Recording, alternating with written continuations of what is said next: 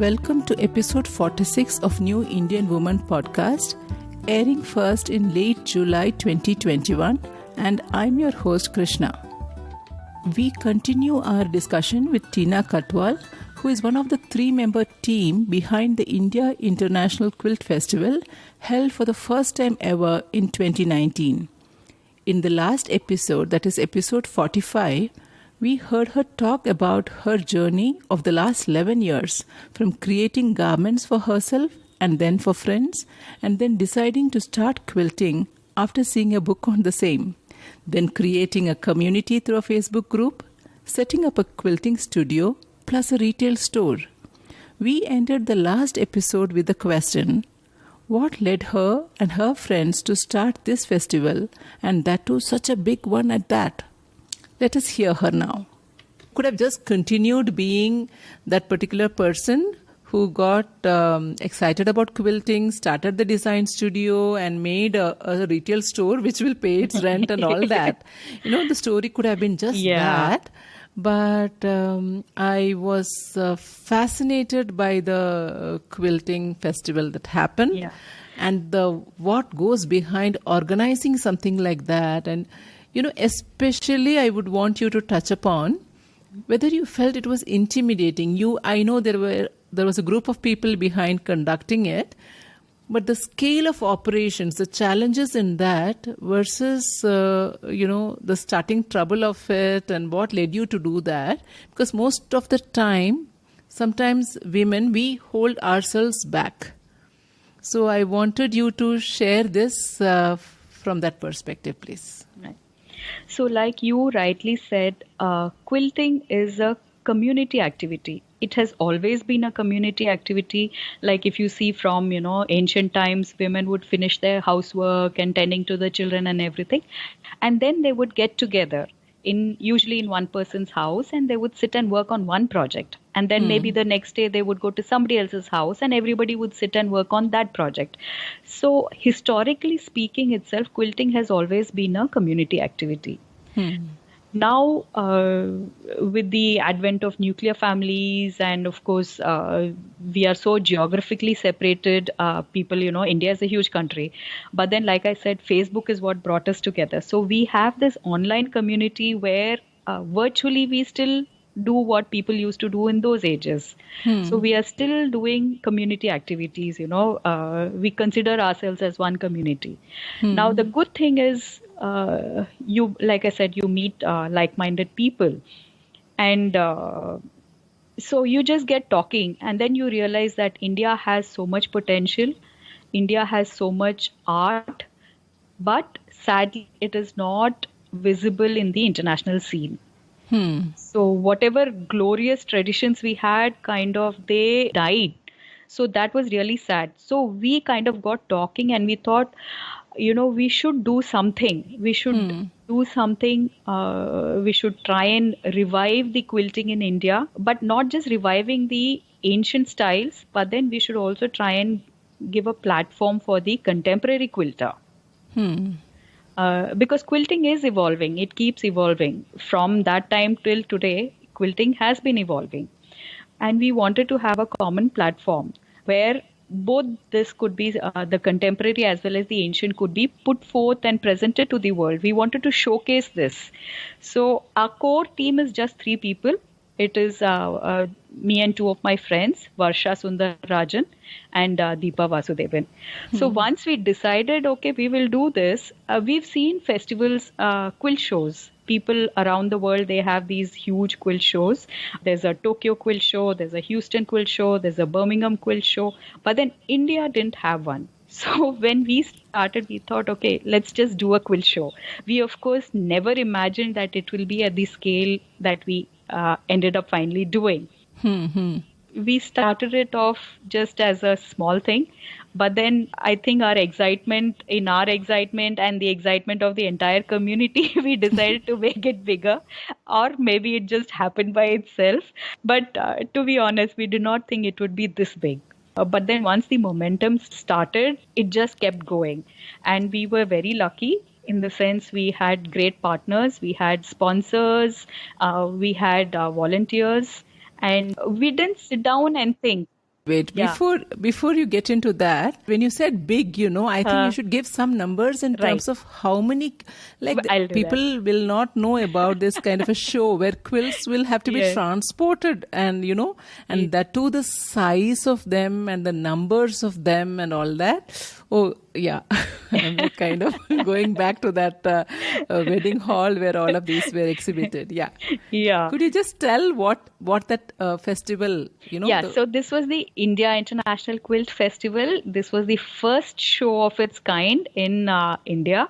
And the strange thing is it happened in Chennai, in Chennai where I'm so people were thankful like, for that. quilting? Are you sure you mean the same thing? Because Chennai is a hot place and nobody would think that Chennai would become the quilting hub of, the country. So, as part of the festival, we had different sections to it. We had the quilt show, which was a competition. We had artisan showcase. I'll just come back to the numbers. We had artisan showcase because one of our main aims was, of course, to put forth, the artisans to showcase their work. And of course, we had the marketplace where we wanted to bring the suppliers and the buyers together. So we were, to our very pleasant surprise, we had 286 entries to the quilt competition. And these came from 11 countries, including India. My goodness. So and you tell the size of the quilts. Yes. Yeah. So quilts, we had all sizes. The biggest size was, of course, we had a restriction on the upper limit, which is 10 feet. So 10 feet by 10 feet. So that's a huge size, it's a king size. So we did have quilts of all sizes from 2 feet to 10 feet and different kinds because the competition itself had 5 different categories. So I'm sure those images are in your, running in your mind, Yes. Krishna.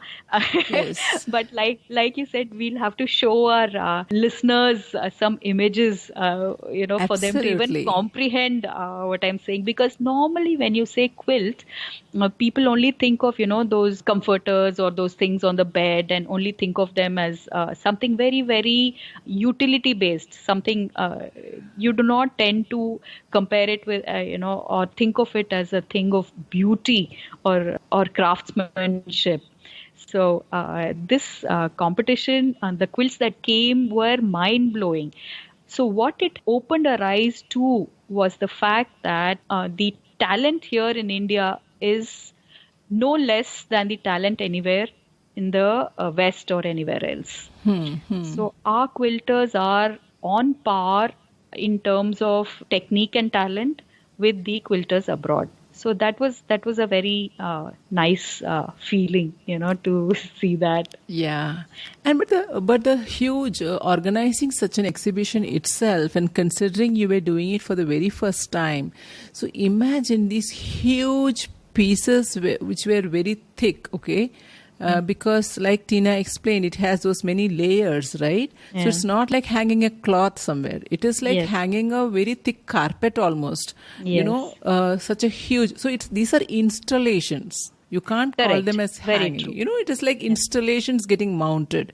So we had this huge wedding hall in Chennai where like you start walking, it was converted into all those.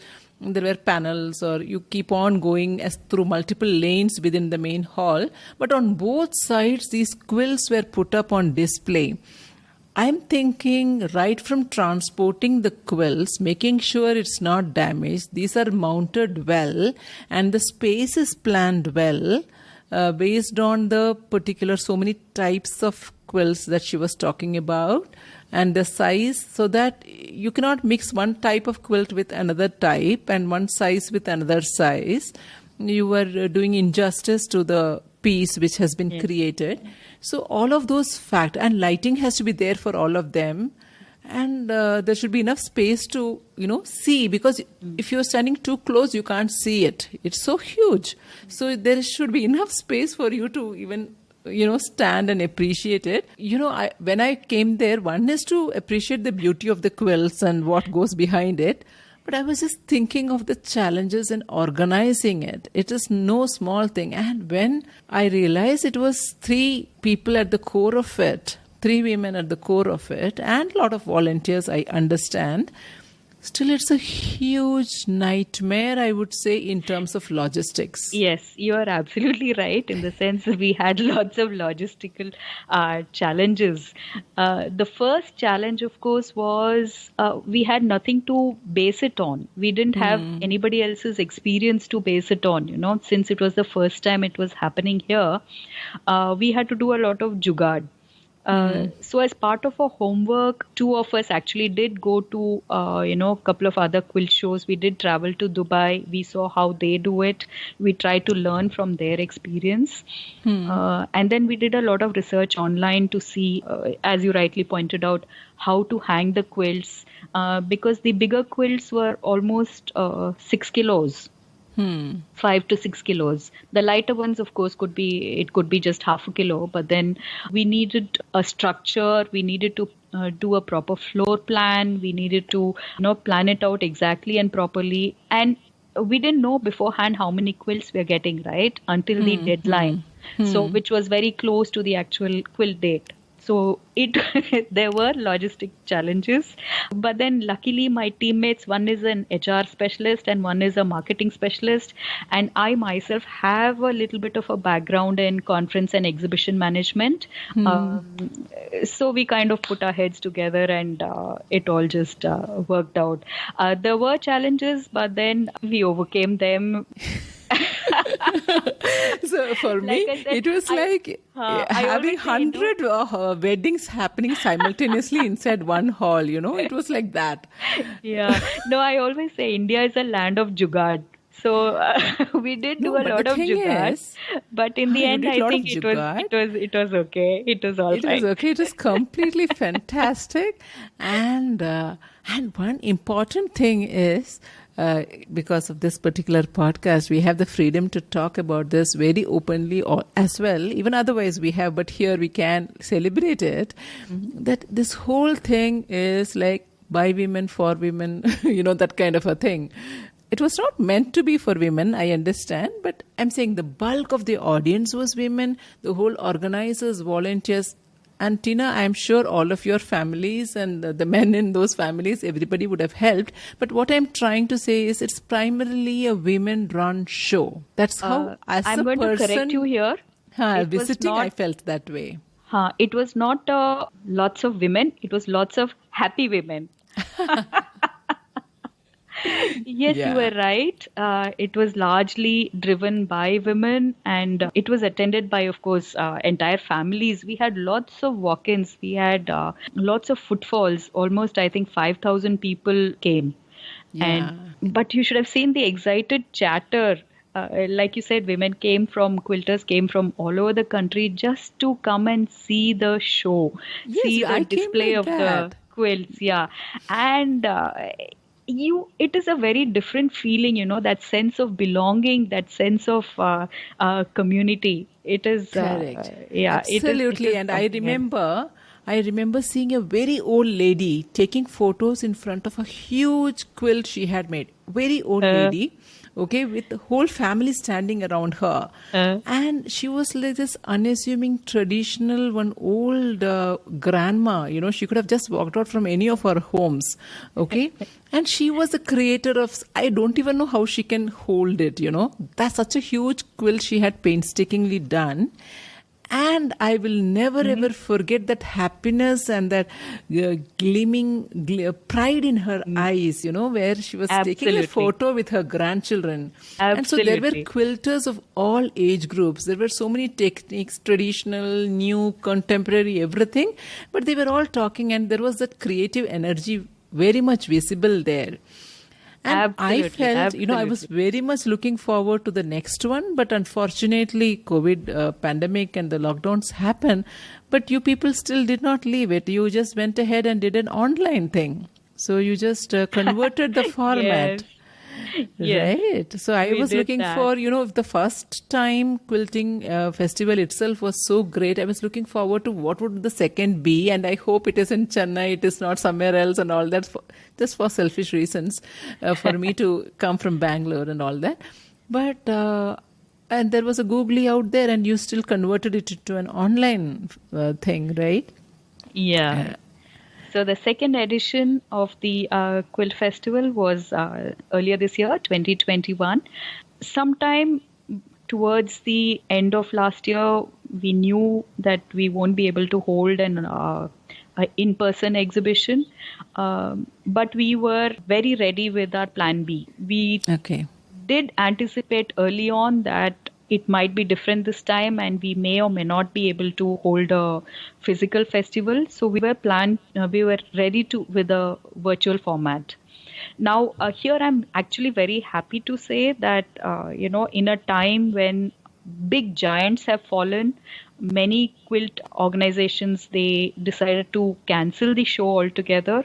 Uh, Ours, which is a very idly piddly organization, we decided to go ahead and do the virtual event. Now, here I think I should say that we did it because we didn't know we couldn't. We just believed we can and we just went ahead and did it. So the virtual festival brought with it, of course, different kinds of challenges. Again, we did a lot of jugaad. The virtual gallery is still there. Is there any way we can provide the link later? Sure, sure. I'll take it from you and we'll put Yes. a link as part of the show notes of this episode. So that entire gallery is there for everybody to admire and enjoy the quilts. All of you should not miss it, huh? Yeah. So we did try and keep all the components of the festival, meaning the quilt show, the artisan showcase, the marketplace and everything. Of course, we did miss seeing the quilts in person because you can't really admire the texture and, the awesomeness of it as much. But then you do the best you can in these given circumstances. True. So I like this part. You said that we decided to go ahead because, we didn't know that we couldn't. Right. I really liked it. I would like to ask you about this aspect of Plan B that you mentioned, where while you keep on talking about the jugaad that, you all did to pull off such a large event, I understand that, but it is not as if everything just fell into place. The fact that you were talking about a plan B means you had a plan A, definitely. In the context of this quilting festival and in the context of your studio and what you do, how much importance do you give to this planning? Because many times people think that, planning is somebody who's so boring and, somebody sits and plans and all that. And creativity is all about spontaneity and somebody who's having a lot of fun and all, they are not likely to be planning. There are these notions out there. And for somebody like you, who's so much fun and jovial and all that, somehow that planning image is not getting aligned somewhere. But I really understand you can't pull off all of these things without a huge amount of planning. So could you just touch upon that? Yes. So I strongly believe we need to be like the ducks on water. So on top, you need to look all nice and calm and, you're just enjoying the water. But then underneath, if you see, you are paddling like crazy. You're like, ha, ha, ha, ha, ha, you have to paddle like crazy. So that is how it is. You have to have your creative part of it, but then you have to do your planning. You have to know in which direction you want to go. So I always tell in my classes, learn the rules. Learn the rules, be a pro at them, and then break them. So creativity is all about breaking those rules, breaking free of the rules and from the rules. But then you first need to learn them. So that is where the planning part of it comes. You have to have a plan. You have to have not just plan A, but you need to have plan B, which this year showed us and proved it to us. But coming back to not in the festival, in terms of your studios, so typically we hear about this need to have a plan, even I have had episodes about the need to have a goal and to plan as per that, etc., which is relevant. But not everything goes like that. For example, when you started quilting, when you started doing garments for yourself and then for family members and friends, at that time you may not even have thought of quilting. Forget about, setting up a studio. So, see, a plan is just like a basic guideline. It helps to keep you on track and moving forward. Now, there is many people get so caught up in the plan part of it that they find it hard to actually act on the plan. So they are forever only tweaking the plan and wondering what if this doesn't go well, if that doesn't, what if this happens, that happens. I believe that you have to plan, but then when things don't work as per your plan, you have to adapt. You have to adapt. You have to evolve. You have to reinvent. I was Right. reading somewhere the most sought after skill, or the most the skill that will be most useful to youngsters in the job space will be their adaptability. So same thing. It is not just for youngsters. It's for everyone.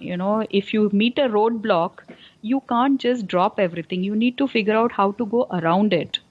Absolutely. And at the same time, when you start something new, you may not know the complete end picture. Like Yes. in your case, from garment to starting quilting. And then, Yes. over a period of time, the plan has evolved.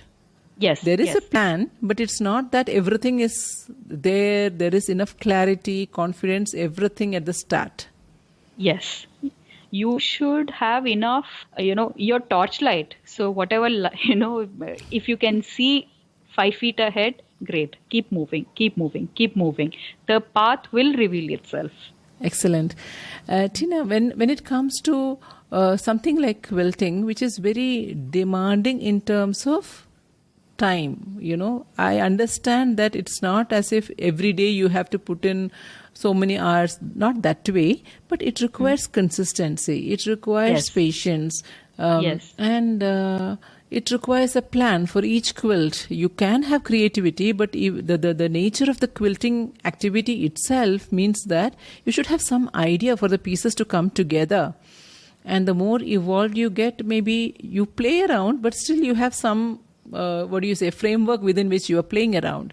So what I'm trying to ask is there scope for somebody who is into quilting? What is the biggest thing that you have learned about procrastination as part of this particular quilting as an activity?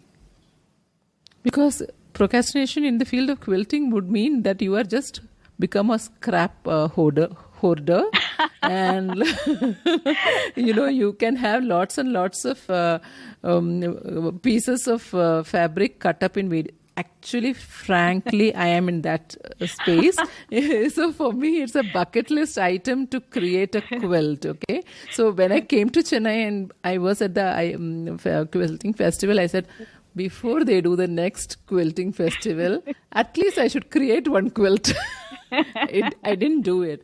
But what I'm trying to say is, but once you start, especially, at your scale, I feel there is not much scope. There may be on a small basis procrastination, but there is not much scope for procrastination. And what is your take on it? I would first like to talk about the word patience. Okay. So we do know there are quilts that have sometimes 1,000, 2,000 pieces stitched together. So many people ask me, oh my God, how do you have the patience to do this? And my answer is always the same. I'm like, what patience? Patience is for, something that you don't like to do. This is something I love to do. So you don't really need patience. Patience is for things, like I'm not really fond of cooking, so I need patience for that. No, maybe here I used it in a wrong context. Maybe No, kind of just- attention to details that it Yeah. demands.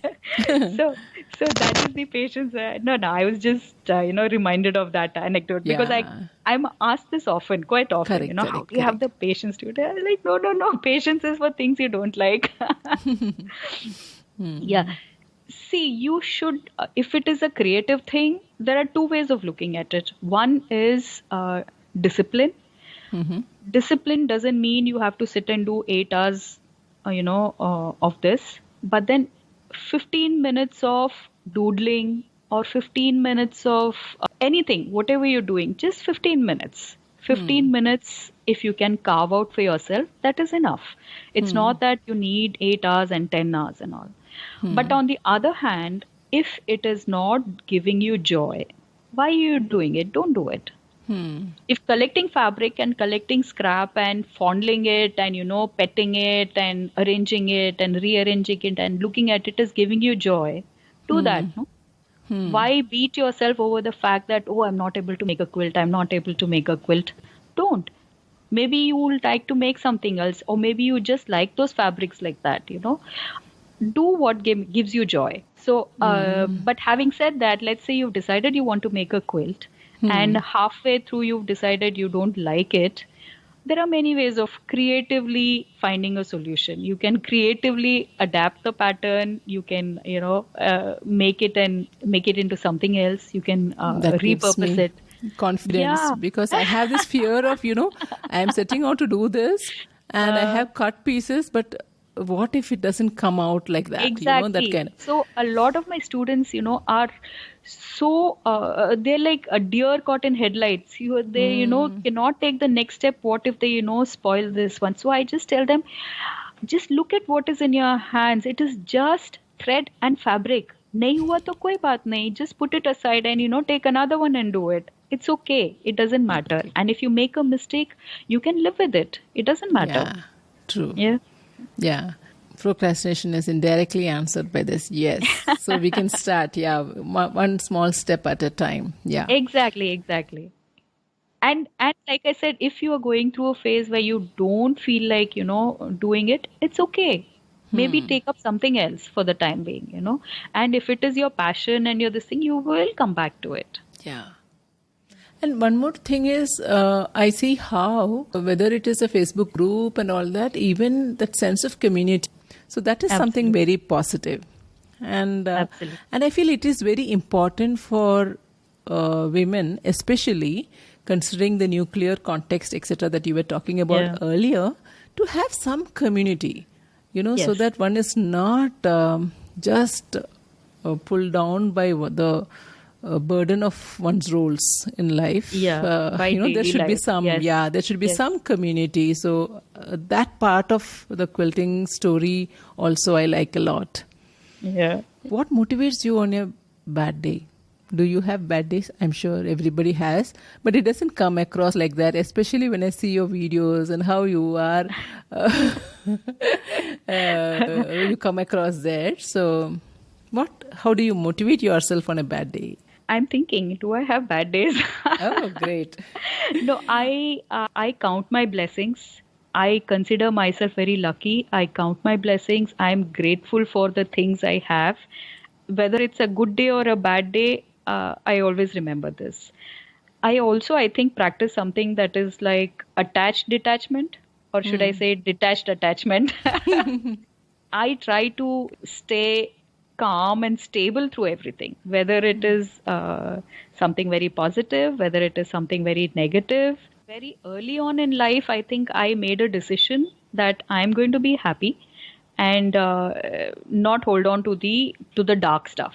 So bad things happen, you find a way to live with it, overcome it and work around it. Yeah, I really like that actually. Yeah, because that option is there with us. So many things can go wrong, but we always have the option to at least find some sliver of happiness somewhere or some contentment and to hang on to it. Very relevant, especially in the current circumstances when so many things are going bad all around us. Okay. So great, Tina. Anything you would like to share with listeners? Of course, we would share all the details of the Quilting Festival plus the Square Inch and the Facebook group also as part of the show notes. But leaving that aside, is there any message that you would like to share? I brought up 2 daughters and I think they get too much of my gyan already. So, but then there's something I tell them which I would like to tell, especially if there are young listeners out there. I would like to tell them that don't try to, fit into those glass slippers. Instead, look for the glass ceiling to shatter. Oh my God, Yeah. excellent.